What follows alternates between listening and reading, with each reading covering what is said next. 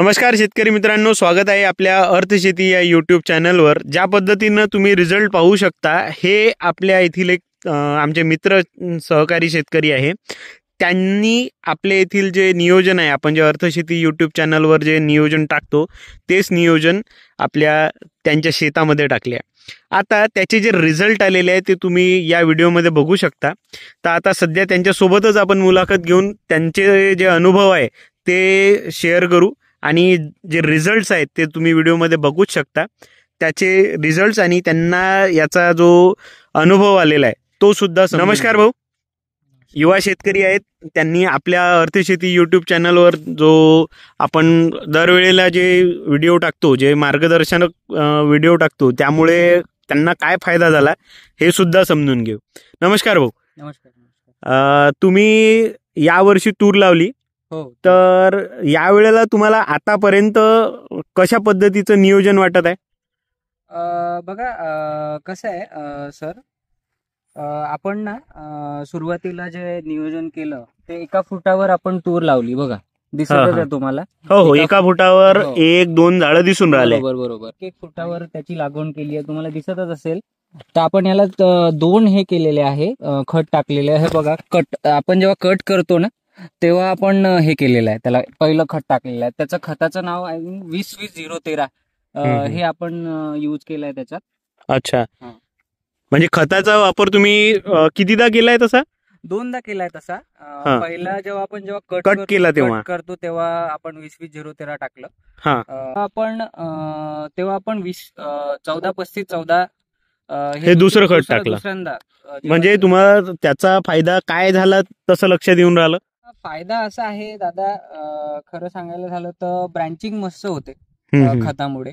अच्छा, फॉस्फरस ही प्रमाण जास्त असते, त्याच्यामुळं तुरीची जे वाढ होत असते तेव्हा फुलं जेव्हा पकडतात, हे बघा फुलं दिसत, म्हणजे फुलांची संख्या वाढवण्यासाठी सुद्धा चांगली मदत करून राहिलाय। ती खतामुळे आपल्याला त्याचा एक चांगला हे भेटतो, बेनिफिट भेटला। त्याच्यानंतर तुम्ही काय नियोजन केलं भाऊ? त्याच्यानंतर आता तुम्ही बघू शकता, खूप छान अशी बहरली आहे आणि फुलं पण आले। बघा, फुलं आले, त्याच्यामुळे मला वाटतं फुलावर एक आपण छान फवारा मारलेला आहे। आता अगेच म्हणजे जवळपास अगदी 4 दिवसाआधीच हा फवारा मारलेला आहे। तर याचे तुम्ही रिझल्ट पण बघू शकता। बघा, म्हणजे असं आपण जेव्हा फुलावर फवारा मारतो तर बघा, दिसतंय तुम्हाला? मला रिझल्ट पाहिजे होते तसे रिझल्ट भेटले। तर तुम्ही हे जे नियोजन आहे त्या नियोजनामध्ये काय घटक वापरले? बघा, याच्यामध्ये आपण इमामॅक्टिन वापरलं। अच्छा, इमामॅक्टिन बेंझोएट घेतलं। एक बूम फ्लावर म्हणून नायट्रोबेन्झिन वाला ना? हा, बरोबर ते वापरलं। बाकीच्या प्रोडक्ट पेक्षा त्याची किंमत कशी होती भाऊ? ते मला स्वस्त, मला ती थोडस स्वस्तच पडलं। त्याच्यामुळेच थोडस मी त्याच्याकडे जास्त भर दिला होता। बरोबर। आणि तुम्ही अजून कुठला घटक घेतला भाऊ? एक बुरशीनाशक नेटिव्ह म्हणून येते। खूप चांगले रिझल्ट आहे त्याचे सुद्धा। एक नेटिव्ह म्हणून एक बुरशीनाशक येतं, ते म्हणजे जवळपास तुम्ही 3 घटक या फवारणीत घेतले। बरोबर।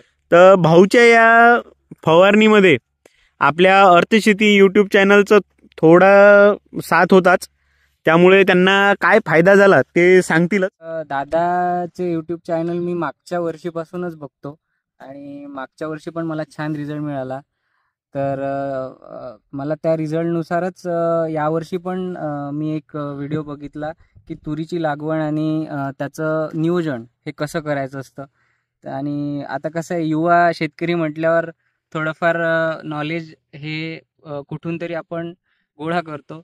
तर मला यामध्ये अर्थशेती या यूट्यूब चॅनलचा खूप मोठा असा वाटा वाटतो, कारण त्याच्यामध्ये मला खूप अशा इन्फॉर्मेटिव्ह व्हिडिओ मिळतात की जे मला सुरुवातीला माहिती नव्हत्या गोष्टी।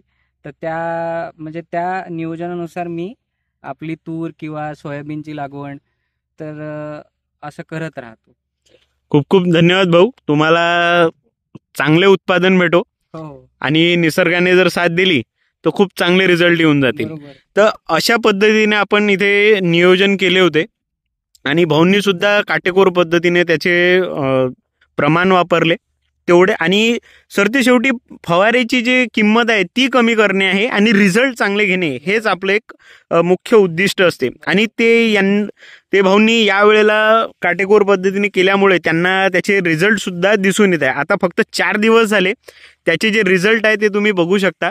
चांगले तोरंबे येऊन राहिले, कुठे काय याला तोरंबे म्हणतात, कुठे शेवऱ्या म्हणतात. तर हे असे रिझल्ट आहे. पाने गुंडाळणारी जी अळी होती ती सुद्धा नाहीशी झाली आहे. पानं सुद्धा प्रत्येक पान एकदम फ्रेश दिसून राहिलाय.